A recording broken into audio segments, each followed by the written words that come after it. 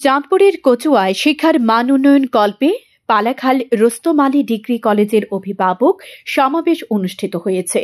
বৃহস্পতিবার কলেজের আয়োজনে কলেজ মিলনায়তনে এই অভিভাবক সমাবেশ করা হয়।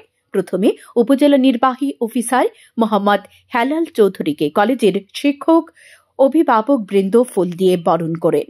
কলেজের ভারপ্রাপ্ত অধ্যক্ষ মোহাম্মদ নজরুল ইসলামের সভাপতিত্বে ও সহকারী অধ্যাপক ফজলুল হকের পরিচালনায় প্রধান অতিথি বক্তব্য রাখেন উপজেলা নির্বাহী অফিসার ও কলেজ গভর্নিং বডির সভাপতি মোহাম্মদ হেলাল চৌধুরী। বিশেষ অতিথির বক্তব্য রাখেন কলেজের গভর্নিং বডির বিদ্যুৎসাহী সদস্য ও সাবেক ইউপি চেয়ারম্যান মোহাম্মদ আলমগীর হোসেন স্বপন।